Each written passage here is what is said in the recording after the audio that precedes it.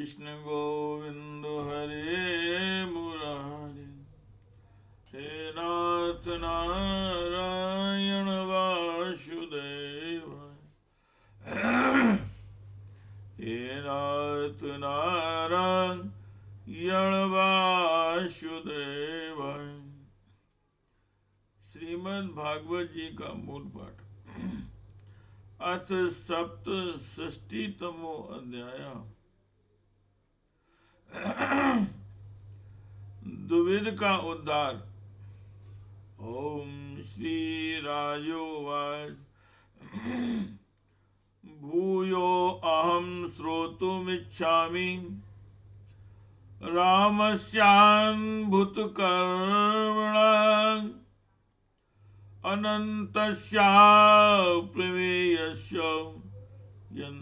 यदन्यस्तं कृतवान् प्रभु। राजा परीक्षित ने पूछा, भगवान बलराम जी सर्वशक्तिमान एवं सृष्टि प्रलय की सीमा से परे अनंत है। उनका स्वरूप गुण लीला आदि मन बुद्धि और वाणी के विषय नहीं। उनकी एक एक लीला लोक मर्यादा से विलक्षण है, अलौकिक है। उन्होंने और जो कुछ अद्भुत कर्म किए हों उन्हें मैं फिर सुनना चाहता हूँ। हे कृष्ण गोविंद हरे मुरारी। हे नाथ नारायण वासुदेवाय। हे नाथ नारायण वासुदेवाय। ओम श्री शुकवाच। श्री नरकस्य सखा कश्चन द्विविदो नाम वानरा। सुग्रीव सचिवासुवत् भ्राता मेन्दस्य वीर्यवान्। सुख्यो सख्यो सोऽप्चितं कुर्वन् वानरो राष्ट्र विप्लवम्। पुरुग्रावान् करान् घोषान् धृद वन्ही सजन। श्री सुखदेव जी महाराज ने कहा, परीक्षित द्विविद नाम का एक बानर था। वह भौमासुर का सखा, सुग्रीव का मंत्री और मेंद का शक्तिशाली भाई था। जब उसने सुना कि श्री कृष्ण ने भौमासुर को मार डाला तब वह अपने मित्र की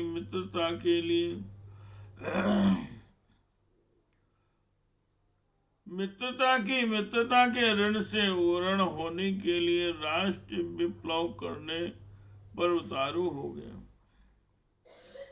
वह वानर बड़े बड़े नगरों, गांव, खानों और अहीरों की बस्तियों में आग लगाकर उन्हें जलाने लगा।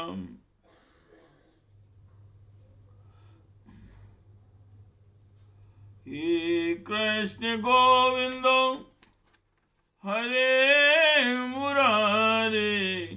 हे नाथ नारायण वासुदेवाय। हे नाथ नारायण वासुदेवाय।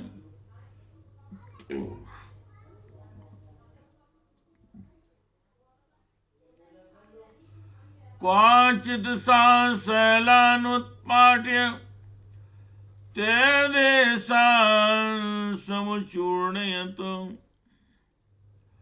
आनर्तान् सुत्रामेव यत्रास्ते मित्रः हरिः। क्वचित् समुद्र मध्यस्थो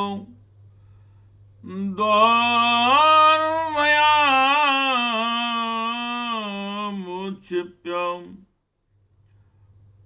तज्जलं देशान्नागायुत्प्राणो वेलाकुलान् वज्रयत आश्रमान् मुख्यानां कृत्वा वनस्पतीन् अदूषयन् चक्रन्मूत्रैर्नीन् वैतानिकान् खलः पुरुषान् शोषितो योषितो दृप्तः क्षमावृन्द्रोणी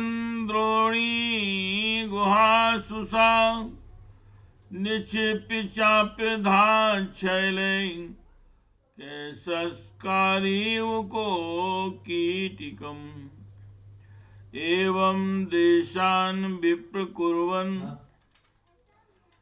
दूषयंश्च कुलस्त्रिया श्रुत्वा सुललितं गीतं गिरिं रेवत्कं ययौ तत्रापश्यन् यदुर्पतिं रामं पुष्करमालिनम् सुदर्शनीय सर्वांगं लललायुथमध्यगम्।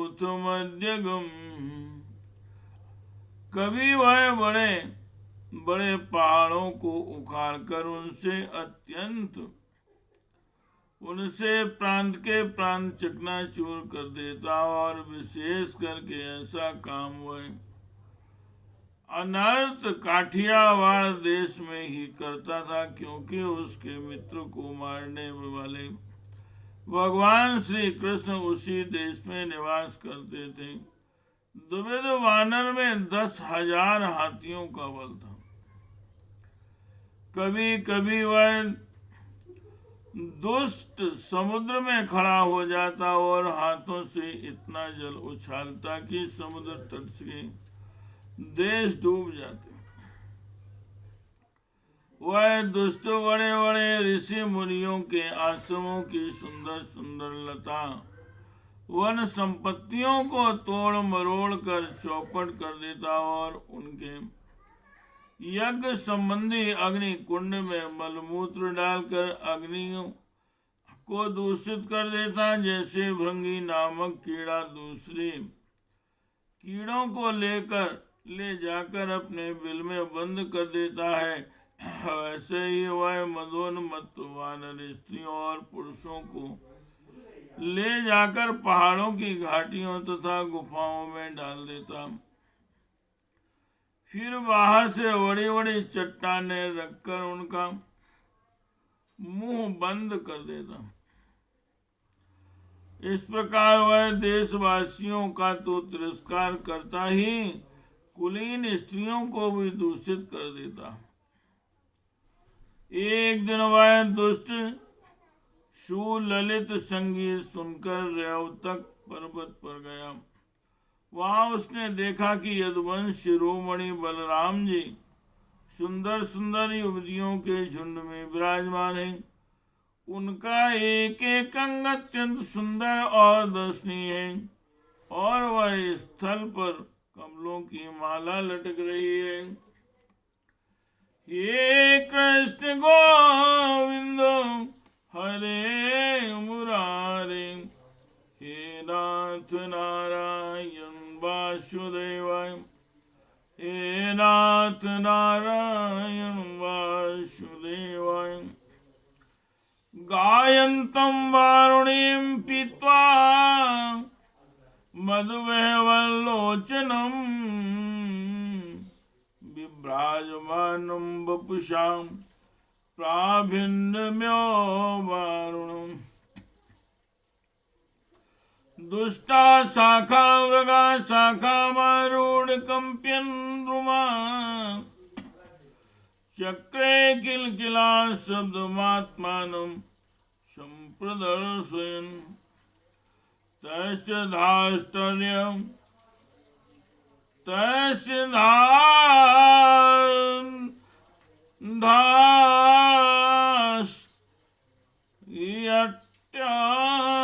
पवेक्षीय तरुण्यो चाति चापलां हास्य प्रिया विजय हसुरवल देव परिग्रहां तापेलयामास कपिल भूक्षेपे शंपुका मुखादि दर्शन स्वामुदं तासां रामस्य चापनिरीक्षितां तं ग्राणां प्राहरत कृन्दो वनां प्रहरतां वरां शावञ्चित्वां ग्रावाणं मदिराकलशं कपिः गृहीत्वा हेलयामास धूर्तस्तं कोऽप्यन्हसन् निर्भिद्य कलशं दुष्टो वांशास्फालयन्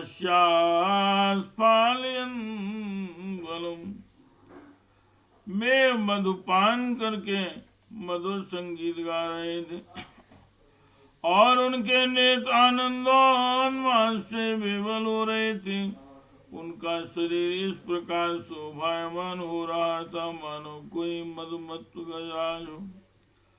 वह दुष्ट वानर वृक्षों की शाखाओं पर चढ़ जाता और उन्हें झकझोर देता।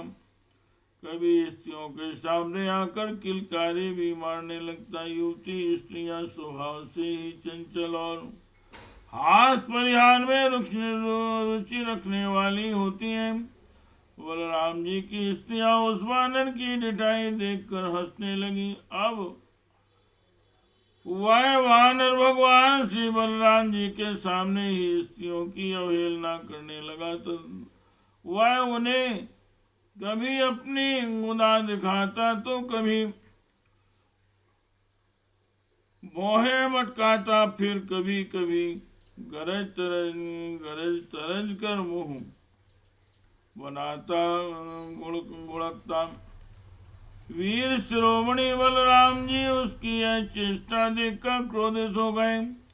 उन्होंने उस पर पत्थर का एक टुकड़ा फेंका, परंतु दुर्योधन ने उससे अपने को बचा लिया और झपटकर मधु कलश उठा लिया तथा बलराम जी की अवहेलना करने लगा। उस धूर्त ने मधु कलश को तो फोड़ ही डाला, स्त्रियों के वस्त्र भी फाड़ डाले और अब वह दुष्ट हंस हंसकर बलराम जी को क्रोधित करने लगा। हे कृष्ण गोविंदो हरे मुरारे, हे नाथ नारायण वासुदेवाय।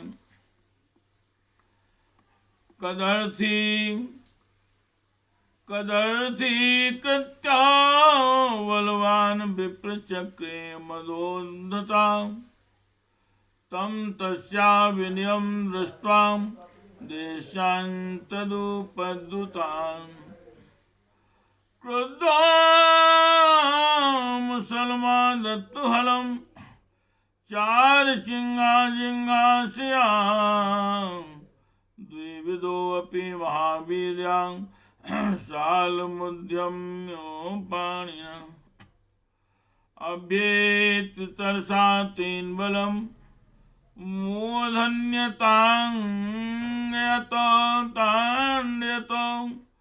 तं तु संकर्षणो मूर्धनिं पतन्तं चलो यथा।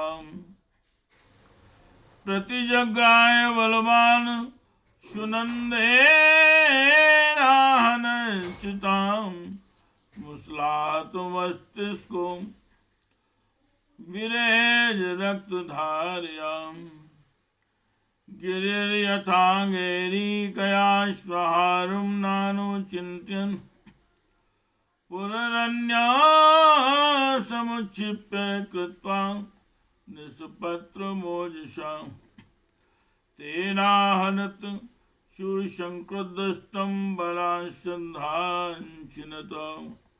ततो अन्येनुषा जङ्गे तं चापि शतधाञ्चिनत। एवं युध्यन् भगवता भग्ने पुनः पुनः आकृष्य सर्वतो वृक्षान् निर्वृक्षं करोद्वनम्। परिचित जाओ, इस प्रकार बलवान और मदोन्मत्त द्विविध बलराम जी के नीचा को नीचा दिखाने और उनका घोर तिरस्कार करने लगा। तब उन्होंने उसकी जटाई देखकर और उसके द्वारा सताए हुए देशों की दुर्दशा पर विचार करके इस शत्रु को मार डालने की इच्छा से क्रोध पूर्वक अपना हल मूसल उठाया। द्विवेद भी बड़ा बलवान था। उसने अपने एक ही हाथ से शाल का पेड़ उखाड़ लिया और बड़े वेग से दौड़कर बलराम जी के सिर पर उसे दे मारा। भगवान बलराम जी पर्वत की तरह अविचल खड़े रहे। उन्होंने अपने हाथ से उस वृक्ष को सिर पर गिरते गिरते पकड़ लिया और अपने सुनंद नामक मूसल से उस पर प्रहार किया। मूसल लगने से द्विविद का मस्तक फट गया और उससे खून की धारा बहने लगी। उस समय उसकी ऐसी शोभा हुई मानो कि पर्वत से गेरू के सोता बह रहा हो। परंतु द्विविद ने अपने सिर पटकने की कोई परवाह नहीं की। उसने कुपित होकर एक दूसरा वृक्ष उखाड़ा और उसे झाड़ झूड़ कर बिना पत्ते का कर दिया और फिर उसे बलराम जी पर बड़े जोर से प्रहार किया। बलराम जी ने उस वृक्ष के सैकड़ों टुकड़े कर दिए। इसके बाद द्विविद ने बड़े क्रोध से दूसरा वृक्ष चलाया, परंतु भगवान श्री बलराम जी ने उसे भी शतधा छिन्न भिन्न कर दिया। इस प्रकार वह उनसे युद्ध करता रहा। एक वृक्ष के टूट जाने पर दूसरा वृक्ष उखाड़ता और उससे प्रहार करने की चेष्टा करता। इस तरह सब ओर से वृक्ष उखाड़ कर लड़ते लड़ते उसने सारे वन को वृक्षहीन कर दिया। हे कृष्ण गोविंदो हरे मुरारे, हे नाथ नारायण वासुदेवाय, हे नाथ नारायण वासुदेवाय। ततो अमुच्यं शिलावर्षं वलस्यो पर्यवर्षितां तत्सर्वं चूर्णयामाश्लील्या मुसलायुधाम्। शाबः बाहु तलसंकासौ मुष्टीकृत्य कपीश्वराम् आशादि रोहिणी पुत्रं ताभ्यां वक्षस्य रूरुजुतम्। यादवेन्द्रोऽपि तं दौर्भ्यां त्यक्त्वा मुसलाङ्गुलिं जन्नावभ्यं जन्त्रा जत्रा हृदयं क्रुद्धां सो अब तद्रुचि रुधिरं वमन्। चाकंपे तेन पततान षटकान् शौनस्पति पर्वता कुरु शार्दूल वायुना नौरिवाम्बसी। जय शब्दो नमः शब्दा, जय शब्दो नमः शब्दा शाद्वती चाम्बरी। सुर सिद्ध मुनीन्द्राणामास्ति सुर सिद्ध मुनीन्द्राणामासीत् कुसुम वर्षिणां एवं निहत्य दुविधम जगन व्यतिकरावहम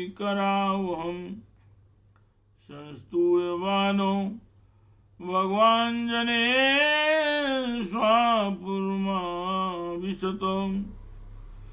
वृक्ष न रहे तब द्विविद का क्रोध और भी बढ़ गया तथा वह बहुत चिढ़कर बलराम जी के ऊपर बड़ी बड़ी चट्टानों की वर्षा करने लगा। परंतु भगवान श्री बलराम जी अपने मूसल से उन सभी चट्टानों को खेल खेल में ही चकनाचूर कर दिया। अंत में कपिराज द्विविद अपनी ताड़ के समान लंबी बाहों से घूंसा बांधकर बलराम जी की ओर झपटा और पास जाकर उसने उनकी छाती पर प्रहार किया। अभी यदुवंश शिरोमणि बलराम जी ने हल और मूसल अलग रख दिए तथा क्रुद्ध होकर दोनों हाथों से उसके जत्रस्थान हसली पर प्रहार किया। इससे वह बानर खून उगलता हुआ धरती पर गिर पड़ा। परीक्षित आंधी आने पर जैसे जल में डोंगी डगमगाने लगती है वैसे ही उसके गिरने से बड़े बड़े वृक्षों और चट्टानों के साथ सारा पर्वत हिल गया। आकाश में देवता लोग जय जय, सिद्ध लोग नमो नमः और बड़े बड़े ऋषि मुनि साधु साधु के नारे लगाने और बलराम जी फूलों की वर्षा और बलराम जी पर फूलों की वर्षा करने लगी।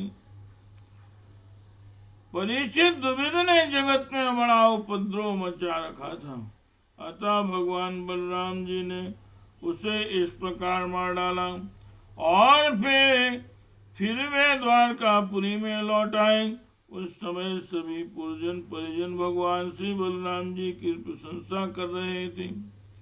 इति श्रीमद्भागवते महापुराणे परमहंस्यायां संहितायां दशम स्कंदे उत्तरार्धे द्विवदो नाम सप्तषष्टितमो अध्यायः। हे कृष्ण गोविंद हरे मुरारे,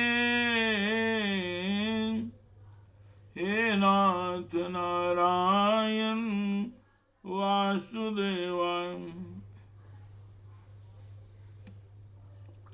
हे कृष्ण गोविंद हरे मुरारे, हे नाथ नारायण वासुदेवा।